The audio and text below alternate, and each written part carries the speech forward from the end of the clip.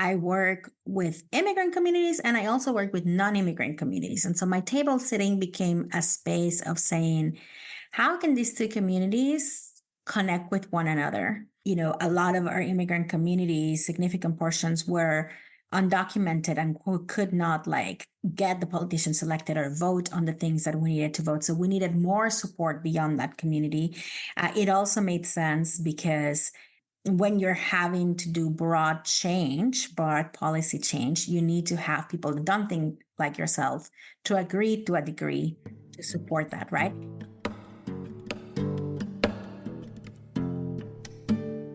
Hello and welcome. As always, I'm Abby. This is Stories Lived, Stories Told. And today, I invite you to join me in conversation with Sandy Ovalle Martínez as we take a communication perspective on mobilizing communities around immigration. To take a communication perspective is to consider what we're making and how we're making it through our communication practices. This means we look closely at patterns, context, stories, and relationships, and that we use curiosity, mindfulness, collaboration, and dialogue to create better social worlds. So whether the topic of today's conversation is familiar to you or not, the hope is that using a communication perspective will reveal new ways of seeing and being. At the top of the episode, you heard our conversation partner today, Sandy Ovalle Martínez.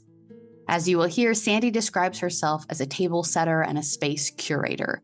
She is a native of Mexico City, and she currently directs campaigns and mobilizing for a faith-based nonprofit in Washington, D.C., where she oversees mobilization and activist engagement around many different justice areas that include climate and environmental justice, immigration, women and girls, as well as peace and nonviolence.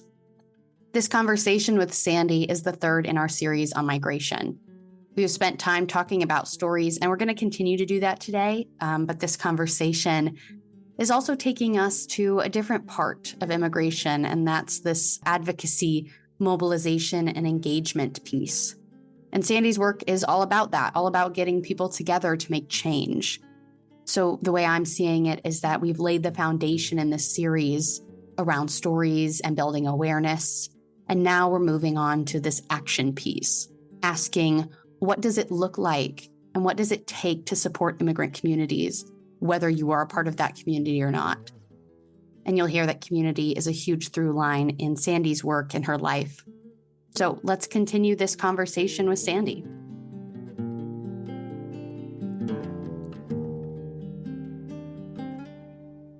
Hi, Sandy. Thanks so much for being my conversation partner today. Abby, thanks for having me. I'm excited to share with your audience.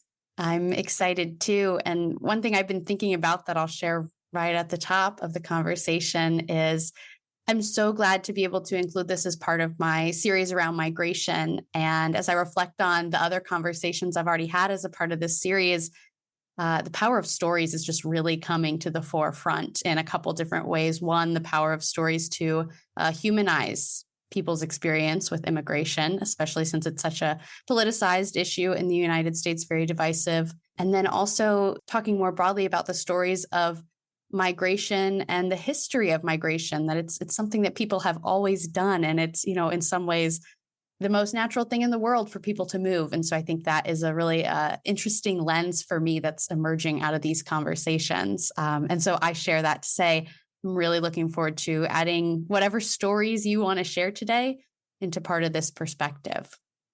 Yes, absolutely.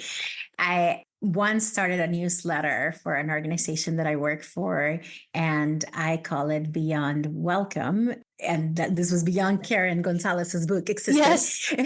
So it's I call it Movimiento, Beyond Welcome, which means movement beyond welcome. And it was inspired on one of my favorite singers and their song, Jorge Drexler. He has a song called Movimiento or Movement. And in this song, he has this phrase that he says, we are alive because we are in movement, we're in transit. And that has always resonated with me, we are in movement, we are alive because we are in transit, we are moving. The only constant, as we know, is change. And so the fact that we remain stagnant makes us dead, right? It takes away our life. And so And so that was the heart of the immigration work that I wanted to do, was to say, to normalize and to recognize Yeah. the natural nature of migration. Yeah. Yeah. Well, okay. Perfect. What a great place to start. And I'd love to just jump right in and build off that and offer the opportunity. I know it's such a big question to say, what's your story, or introduce yourself, or who are you? But maybe you can give us a place to start in getting to know you and pick out some other stories that feel meaningful for you to share about who you are. Yes, I am a table setter and a space curator. I like bringing people into community together to discern what is it that will come out of all of us being in one space. Mm. What is that? What is it that wants to come alive as this particular people in this particular time, in this particular setting are together? And so I'm someone that likes to listen for that spark of magic that wants to come. As Adrienne Marie Brown often says, that, there is a conversation that can only be had by those people in that moment. And that really resonates with me, because I feel like in my table setting, I want to see, what is that? Where is the spirit of the moment leading? So I call myself a table setter and a space curator. I want to have the elements that are necessary to help people bring more of themselves, to help each other experience the goodness and the fullness of who they are. Yeah. Yeah. That resonates with me so much, because part of what it means to me to take a communication perspective, which is this language that I use, how I try to approach these podcast episodes, is to go beyond a very basic understanding that people have had of communication for a long time, which is like, I talk words at you and that's communication. And that's, it's so much more. It's not just what, it is also how. And, that's a right step in the right direction. But then you got to even go beyond that it is context and stories and meaning making. And there's just so many layers. And that's why, communication is such a rich field to think about, to study, or to, try to live out what I do, try to make it accessible to people. And something that really strikes me about going beyond, what is said or even how is said, is taking for granted that the person talking verbally is the one communicating, because it matters so much, the space that we create, which obviously in your work and have learned. And so it matters, even beyond just, nodding or eye contact, all those kind of nonverbals we talk about. But how are you showing up, and what is the space you're creating? And how does that make other people feel that they can show up in this space? What kind of, like you're saying, what kind of space do we need to curate? That's such a great word, so that people can show up here and tell their stories and be their authentic selves. So I'm curious about if there's any stories or experiences in your life that you can point to where you had that realization that I'm talking about, that space is what matters, and that's where you want to work. Yes. During the pandemic, there was a time where I was looking to connect with other people that were in similar journeys, to reconnect with our ancestral roots. I felt like the pandemic was a moment where a lot of us said, like, okay, it's now or never, whatever we've been wanting to do, this is it. We don't know. Everything felt so uncertain. And one way that I thought I need to ground myself and where I could find strength was to spend the time that now was like opening up to reconnect with my ancestral roots. And so I decided to bring a few friends and acquaintances at the time together into a group that I called Antepasadas in the Making, or ancestors in the Making. And in that group, part of what we did is, like, we took a book, the Voices from the Ancestors, Latine and Chicane's teachings from Lara Medina and others. She's the editor of this beautiful collection of essays, rituals, memoir. It's like a beautiful book that is written in a very non-Western way, right? Like, it's written with like non-sequential order, if you will, but just Yeah. like throws in different, poems and rituals together. And I didn't know exactly where or how, but that served as a guide. And so I brought together folks into Zoom rooms, and we started saying, let's explore what's in here and see if there are things that resonate and that we can do. And so I would, curate altars over Zoom that, that people were asked to bring things into our virtual art altar, right? Yeah. And so they were like bringing things from wherever they were in Texas or California or here in DC or Baltimore. And then we were also, I was learning to honor the directions that I had seen before, and this book was walking us through as well. And so, to the best of our abilities, we were like, showing up to Zoom and like turning into different directions with our bodies. And part of my intentionality was like, we are in a space where everything is happening. At that time, we were in a space where everything was happening virtually. Right. And so there was a sense in which we were forgetting about our bodies, in a sense, like it's like we are embodied beings and our minds are being stimulated, our thoughts, that part of our intellectual self is stimulated in a lot of our faith practices and faith traditions. But one of the aspects that was being neglected at the time was our body, right? Like we weren't in a physical space greeting each other or singing together, etc. And so this space was what made me say, like, I think this is what I want to do. I want to curate spaces that help people bring their embodied selves and where we can connect with their ancestral roots. And and it started with that little group called Antepasadas in the Making. Yeah, that makes sense, that it would be a kind of, we're working with what we can and doing the best with what we have in the virtual space to still tending to that space, even though it looks very different than being in person. That's really neat. What does it mean for you to be a table setter? Why do you use that language specifically? Yeah, I think table setter was, I see it as like, what are the ingredients? Who are the people that need to be here? So in a sense, it's related to that space curating, but more on what can I offer that will open up space for that magic spark to happen?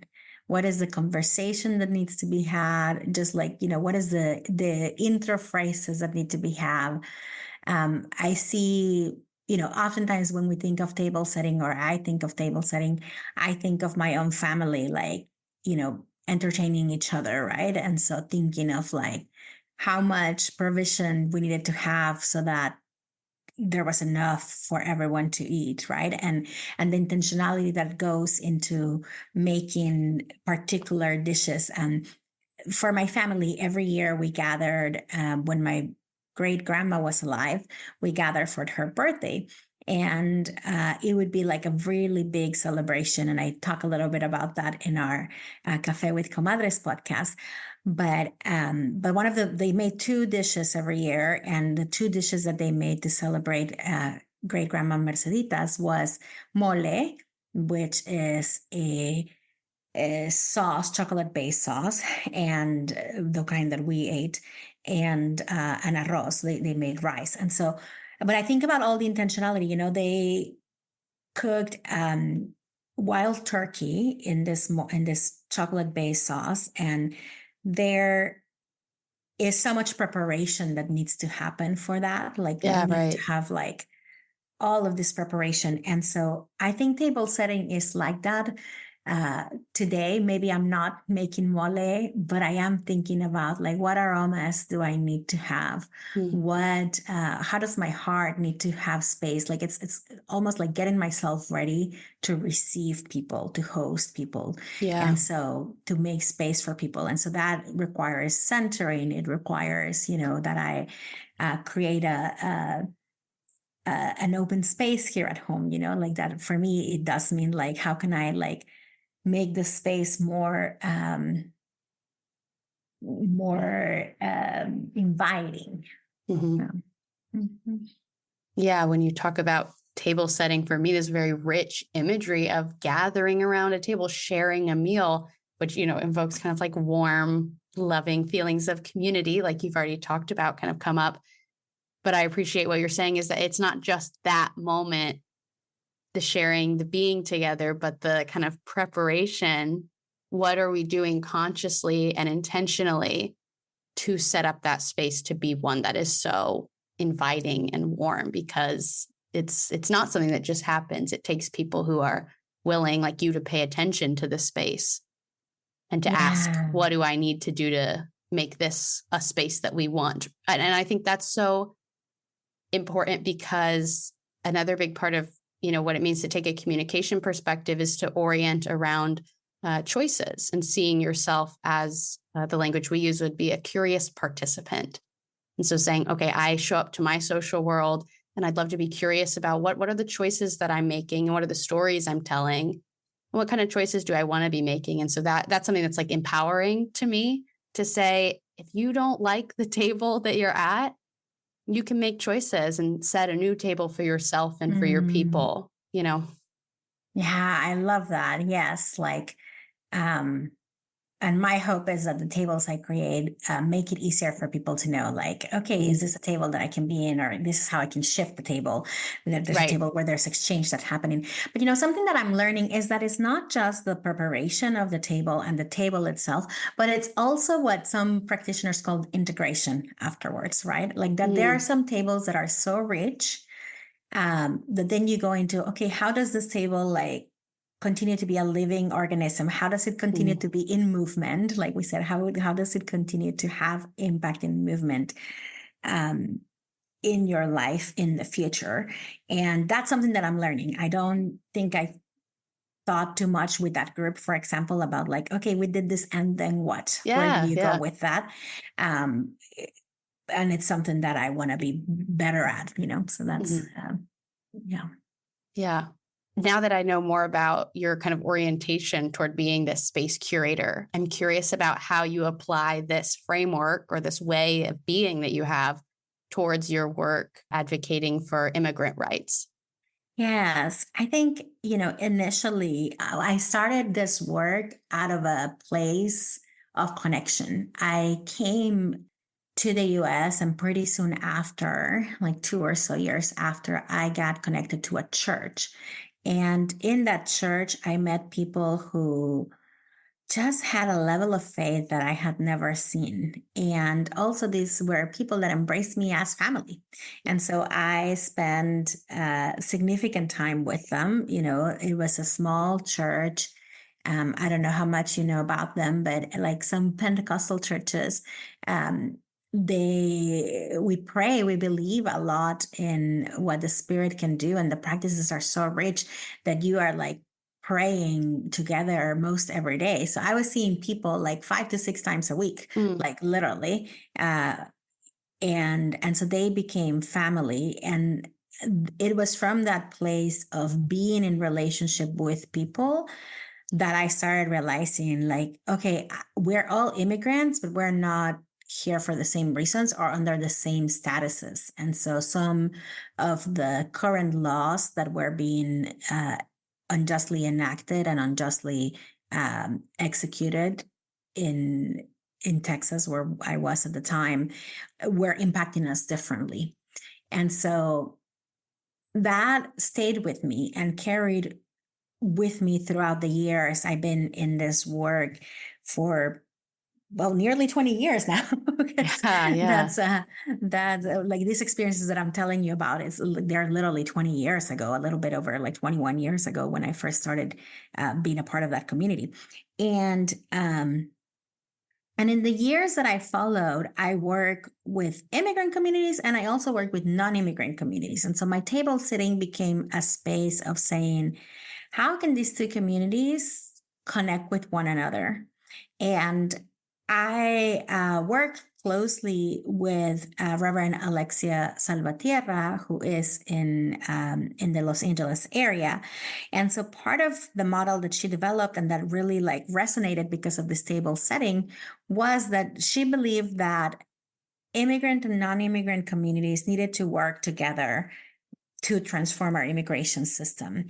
For me, it made sense in the sense that, a lot of our immigrant communities, significant portions were undocumented and who could not get the politicians elected or vote on the things that we needed to vote. So we needed more support beyond that community. Mhm. It also made sense because when you're having to do broad policy change, you need to have people that don't think like yourself to agree to a degree to support that, right? And for Reverend Alexia, she had this concept called the exchange of hope and passion. And so her theory was that immigrant communities were now they had been doing this work for a really long time, but after not seeing results, had lost hope. And so they were tired and just hopeless because they have done this for a long time.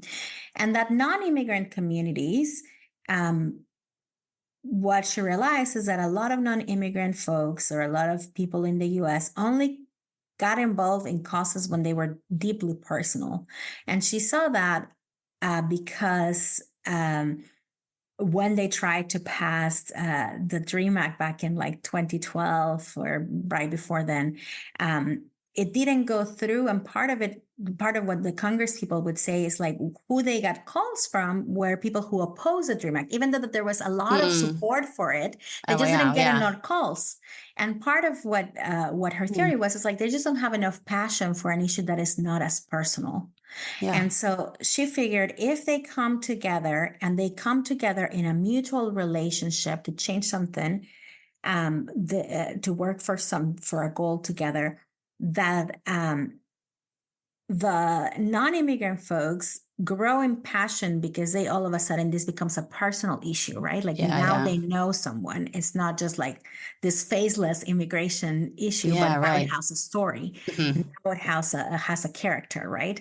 And for the non-immigrant folks and non-immigrant communities, when they are when they see the support of for the immigrant communities, when they see the support of the non-immigrant communities, then they grow in hope again because they see that there are others beyond them that care. And so this exchange of hope and passion happens, and then they can work together. And for me, that exchange of hope and passion could only happen if there are tables that we're setting where we are knowing each other and where we are making space for one another. And when we set rules of here's how we have harmed each other and here's how we can make it better. So it takes a big effort of connecting. And in fact, we created a program called Puentes that was basically people that were somewhere in the middle that could communicate with both communities that maybe were 1.5 generation folks who could be bridges between the two communities. And that's, I think, where I would see myself as well. So in that bridging position. So.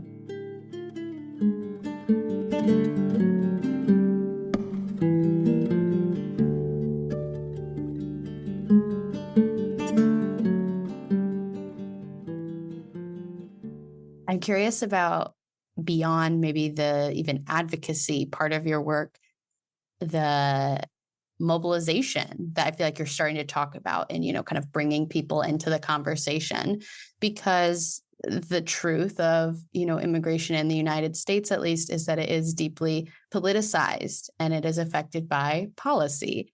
And so I'm curious, I think a lot of people aren't, like you said, people are not personally invested or aware of the policy side of things. Again, they just hear the stories that they hear or don't hear. And so I'm curious if you could speak more to what that has looked like in your experience to truly mobilize and to, kind of empower, encourage different communities, whether they are immigrants or non-immigrants, to work together to truly mobilize to make change happen. Yeah, I think some of the best moments in working in immigration have been where I was at the local level. And I was working with this coalition called Matthew 25. And the coalition had been really involved in lifting up how the previous administration, the Trump administration, was making cruel, was enforcing laws in a very cruel way. One of the biggest changes that they did is that they shifted their priority for deportations, for enforcement. That before they were really focused on people that had committed crimes, not necessarily entering into this country without inspection, because that was not considered a crime. Yeah. But people who had felonies and other types of things. And all of a sudden they made this entry into the country into a crime. And so then they started, that shifted the priority of who they were persecuting. And so in one of those, instances in California, there is a pastor, Pastor Noé Carillas, and he is a pastor that came to the U.S. at a very young age. He is a pastor who is married to an American citizen who has American-born children, U.S.-born children, young children, and who is a pastor. Like, it's like someone who's like a leader in their community, and it's like serving the community, right? Like, not the person that you go after, but the person that you seek to protect, because they are investing in their community. They're lifting, they're helping families. And Pastor Noé, and there's multiple places. Brave Films has a great film about his story and the work that Matthew 25 did. Pastor Noé had periodic check-ins with ICE that just were regular check-ins that people that are waiting for a benefit or are waiting for a case to be delivered have. And so all of a sudden in the last administration, he starts having those check-ins more frequently. And on one of those check-ins, he was actually detained. And so he was sent into a prison, into a detention center, which looks like a prison. So yeah. And so that prompted that community to be, what prompted our community to do is to say, like, if not even Pastor Noé is safe, then who is safe? Like, if this person isn't safe, then who is? It's like, this is the pastor. What about his congregation? If not even the pastor can be safe. Right. And so this movement organized, Matthew 25 organized prayer vigils every day, mostly every day, like very periodically outside of ICE. They organized outside of the court in LA. And the immigration court in Los Angeles, and they organized meetings with the different directors of ICE in the localities where the detention center was, and I got to be a part of this. I got to be a part of helping organize for those vigils and helping coordinate a little bit of that. And it was just a beautiful community that said, this is not okay. And, he can't be detained. There's like children that are behind. There's a wife that he's leaving behind, and a whole congregation. And there was no reason to detain him. And so after 59 days of being in detention, Pastor Noé was released. And what we saw was like deep support from even conservative denominations that have not typically taken a stance on immigration, were shifting their support because they saw, this is one of us, right? And so it's like, what are you going to do? So that moment was one of the highlights of where I got to see, like, yeah, this is why we do what we do, because this is not okay. And we want to change that. Yeah. One of the things, I spoke with a woman named Dora Rodriguez, who immigrated to the United States from El Salvador in 1980, and now is an immigration rights advocate and does many, many wonderful things. Working right at the border in Arizona is where she's located. And she talks about the stories that she hears of people immigrating and relating it back to her own story, others in her community. And that the thing she keeps coming back to is this kind of idea of like the shared humanity in these stories, kind of like of course you would want to flee violence. Of course you would want to try to give your children a better opportunity. Some of these themes that she would hear throughout these stories, providing that opportunity for kind of personal connection and investment to say we're more similar than we might have thought, and I think there's something really strong in that, to find that shared humanity and that connection. You already spoke about the church that you became involved with when you first immigrated here. And I'm curious to know more about what kind of community or support or any other, specific experiences that you had early on that stick out to you as being really meaningful and as being the kind of experiences you hope to provide for others. Absolutely. Well, like I said, this community was the first community that showed me that faith was something that could like guide all of life versus like just something that you added onto your life. Sure. And so it was just really meaningful. People in there just really inspired in me a deep respect because they were people who were hardworking. We would meet at church at 6 a.m. to pray. And then they, some of them would go find work as day laborers. And I just saw that as like their deep commitment to this, to their faith, right? Like they were depending on this before they went to find work. There were people who, did the best that they could with all of that they had to provide for their families. And it was just beautiful to watch how they attributed to God all of the success or all of the good things that were happening in their life, and how they were making space for someone like me who was, a student that was without a family here, but who just was very different in many ways, and then yet was being embraced without criticism, but with lots of understanding and lots of support. And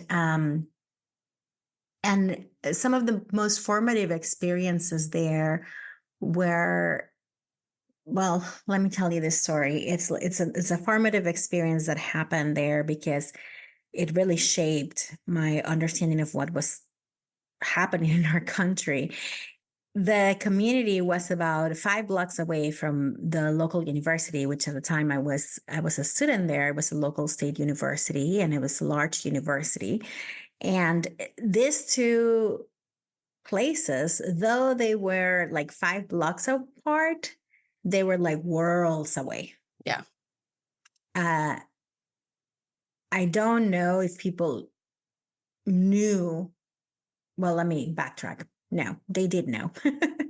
It's like, I think, the people in the church very much knew the students here, and they knew them because, some of them cleaned the classrooms after they left. They cleaned the libraries after they were empty. They were there. Some of them served the meals in the cafeterias or the local 24-hour restaurants, right? And so, or cleaned the dishes in those restaurants. And so they very much knew who the students were to a degree. Sure. And to a degree, some of the students knew, it's like there were a couple of us that were into this church, but the university is huge, right? Like it's like massive, like tens of thousands of students. At the time, I think it was like 30-some thousand students. And there were groups in there that were fairly anti-immigrant and fairly anti-immigrant. And so, and particularly anti-Latina immigrant. And, I remember one day walking on campus, and there was a free speech area. And so what that meant over there is like, there was like this little square outside of the Union building. And in that square, you could basically like say whatever you wanted to say without like little to no repercussions.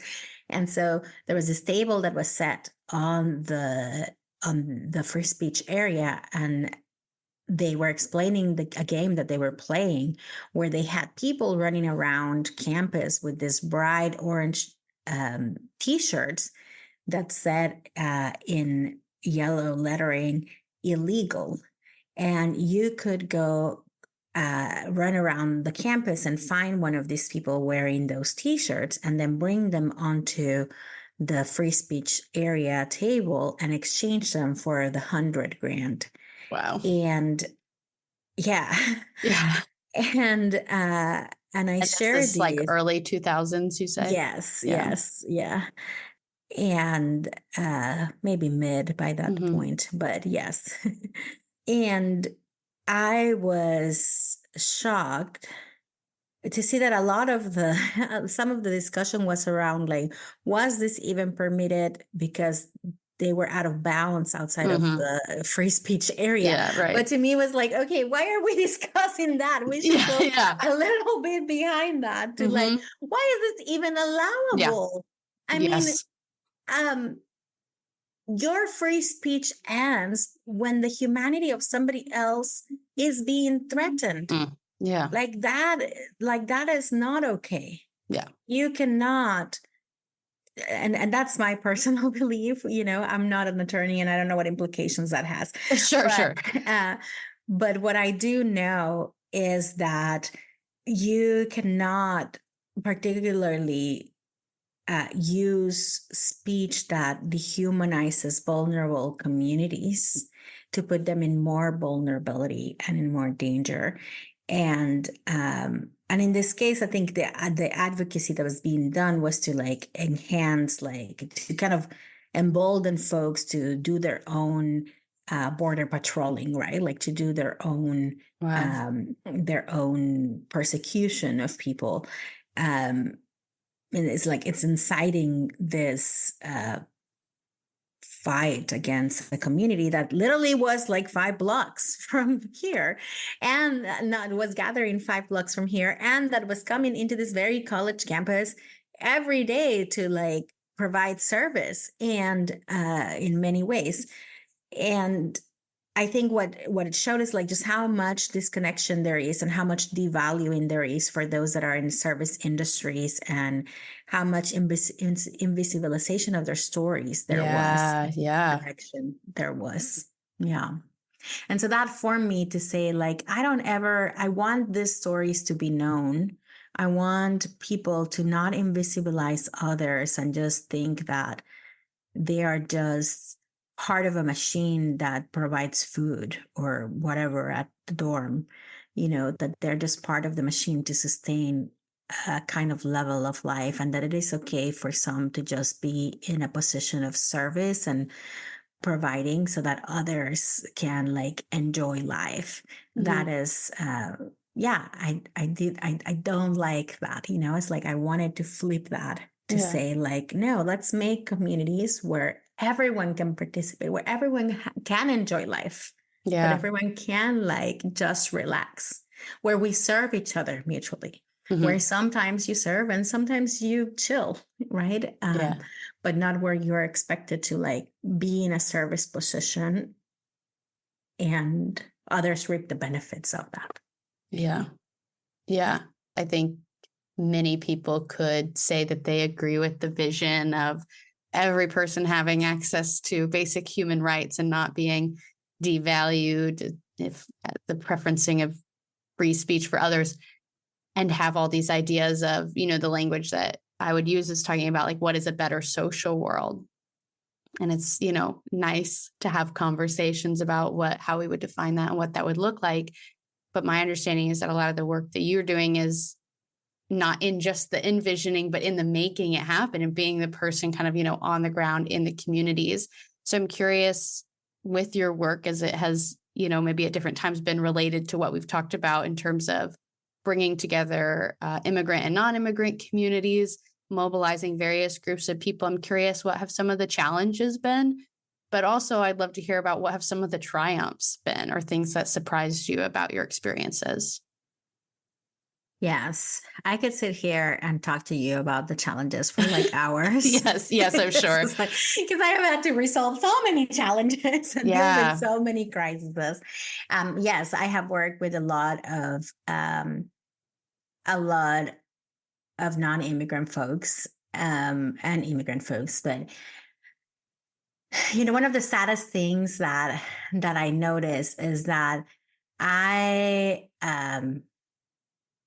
worked for many years among some of the more conservative, not the most, but conservative leaning spaces. And in those spaces, I expected people to make racist comments. I expected people to have xenophobic comments. And I was trained to intervene, to de-escalate. I was trained to like have compassion, listen, and be able to walk with someone to like see why what they said or what they did was xenophobic, etc. And I would train volunteers to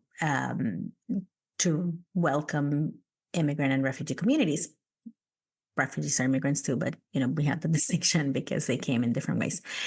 And so I expected that. And then I moved and I started working in like more progressive circles. And my biggest disappointment and hardship was like, okay, these folks don't ever say anything racist. Do not ever say anything. It's like they're talking about decolonial stuff. They're like, they know the lingo. Right. But there was something about the treatment that they just didn't know what to do. They have no relationship. It's like, these are the people that will show up to the march. These are the people that will show up to the lobbying meeting who have never met an immigrant. Yeah. Who have, and so to me, that was also puzzling. It's like, I neither want someone that like is just doing the direct service, like meeting immigrants all day, but doesn't know how to think of systemic things, or is not taking that into a systemic level. But I also don't want someone that is just all about the system, but like doesn't know the people. Yeah. And so I got to see those two poles and felt like, okay, neither, like, it's like somewhere in between, we got to meet to where you are leading from connection and you are also dealing with your own biases, etc.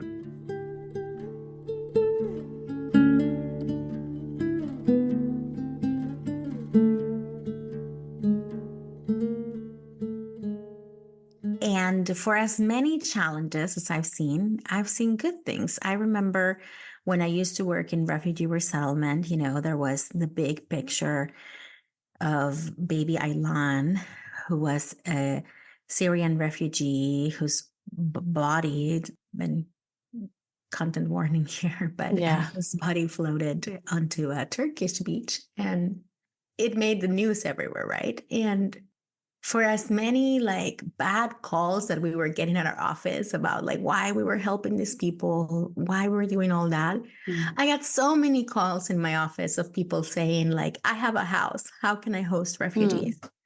I have a car, how can I give it to refugees? I have, this is what I can offer, how can I volunteer? And so for as much evil and as much crises as we had to deal with, I got to see a beautiful side of humanity. I got to see a beautiful recognition of people that were seeing like, no, that's not okay. Yeah. It is not okay for someone to have to make such a difficult choice that the safest place that they can give their children is on this balsa, I don't know the English name, but raft, and that this is what's going to happen to their children. And I think we see it today. It is not okay what is happening in Gaza and Palestine. It's not okay. Yeah. And for as much bad and evil as we're seeing, we're also seeing the beautiful humanity that is coming together, right? And in university campuses having these communities together. We are seeing like all of these beautiful people rising up to say, this is not okay. Enough is enough. And so I think it brings out the goodness of humanity. I wish it didn't take that to bring the goodness of humanity. Yeah, that's a great point. I was thinking exactly that as you were speaking, that it's a real shame that it takes such extremes. And also because we live in a world where extreme things like that are happening, we can recognize them for the opportunity, the moment that they provide people to do some reflection, to feel in touch with a shared humanity, in touch with empathy towards other humans. And it just takes me back to the power of stories. One thing I think of as I think about stories is that it's not this kind of shallow or performative thing where we're trying to like commodify someone's story. Every single person has a very different story. And so in a way that is not commodifying, this is the story, but it's so powerful to hear the real lived experiences and stories. And that applies to any topic, but specifically what we're talking about around those who have migrated. And like you're saying, yeah, not just in the United States, but globally. It's meaningful, to see the way that the sharing of stories can spur people into action. Yes, absolutely. I think it is. It is going back to what Alexia said, right? Like there is, when you hear the stories, you gain passion, right? And we're seeing it like now that we know the stories. For those of us that are coming around to see, like now we know the stories of Palestinian people, right? Like it's not just this issue that feels really complicated, but there are stories behind it. And so then people are seeing that, like, that's not the world that we want to live in. Mm-hmm. Yeah. As we're kind of extending our conversation, I know that your work extends beyond immigration as well. So I'm curious about your experience with developing what, the language I would use is kind of an intersectional lens of seeing all of so many issues in the world being interrelated. I'd just be curious to know what your experience with that has been. A word that I learned recently is polycrisis. And that has felt really helpful, almost like a kind of step beyond just an intersectional lens, but to really take on the perspective that all of the injustices and inequities in the world, the environment, sexism, racism, all of these things going on in the world are all part of one polycrisis. And that it makes sense to me, to see them all as being interrelated. Yes. Intersectionality is definitely a lens that I'd like to bring into the work of immigration. Surely there's lots of migration happening everywhere, but the way that migrants are received and the way that migrants are able even to leave countries has a lot to do with their identities, right? And so people with more money are able to leave their countries of origin in a different way. We even have terms for those that leave with money, right? And that leave from like more, from higher income countries into lower income countries. And we call them expats, right? And so we don't even, we have a way in which that migration is counted completely differently. Yeah. And then there are ways in which, our government also receives folks in ways that are dependent on their identities, right? And so there are ways in which our government makes it easier for investors to migrate, right? Like if you're bringing money, there are easier ways for you to come into this country. But if you are an indigenous person that, we may not even have forms in your language. We may not even have interpreters that can help you access this. Recently, in the last year or two, and there's been this CBP-1, an application that now asylum seekers need to use to apply for asylum. And it kind of opens up a number of spots while you're away from the US, right? Like this is when you're still outside of the US. And one of the requirements is to you upload a photo through it. And this app, for a longest time, and I don't know if this has changed, but it did not recognize black or darker skin faces. Oh my God. And so it was, with all the technology that we have, this intense, this is programmed by human hands, and somehow this landed in like the inability of this application to be able to recognize darker skin and black skin faces. And so it goes to say that there's an intersection there where racism and migration impacts people differently than it would a whiter, lighter skin person.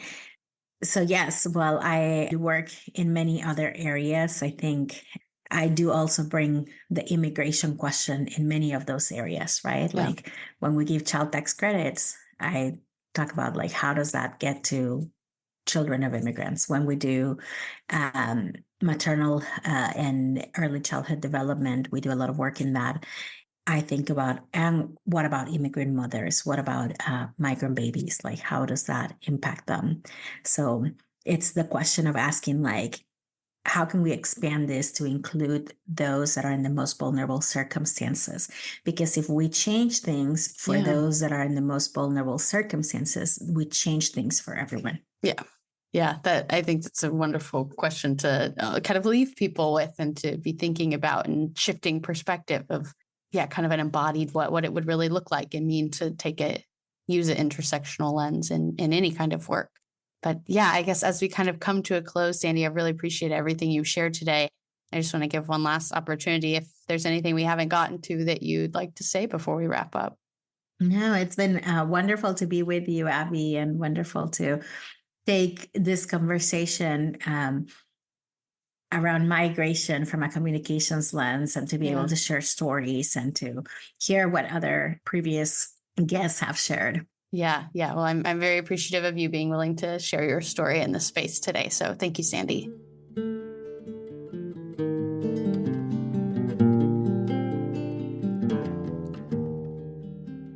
Okay, that is all for our conversation with Sandy. At the end of each episode, I like to offer some questions to reflect on. This acts as a next turn so that the conversation doesn't stop just because the episode does. Today, the questions I would have you think about are: what communities are you a part of? And how can you engage in action around immigration? As we heard from Sandy today, I think there's a lot of opportunities to act, and also an importance to reflect on the communities we're a part of and what it means to us to be in those communities. You can reach out to me to share your reflections as well as your own questions or ideas. And you can do that through email, the website, or by commenting on Instagram and YouTube. Links to all those places are in the show notes. Other great ways to stay in dialogue are to follow the show wherever you listen so you never miss an episode. I'd also ask you to leave a rating and review. And most importantly to me, share this episode with someone you would like to invite into the dialogue as well. I am supported by the CMM Institute for Personal and Social Evolution. This podcast is just one of many initiatives designed to create space for more conversations that move us toward the better social worlds we hope to create. You can learn more about the CMM Institute and our other initiatives at the links in the show notes. Thank you for showing up. Thank you for being curious. And thank you for being a part of this story. I'm Abby, and this has been Stories Lived, Stories Told.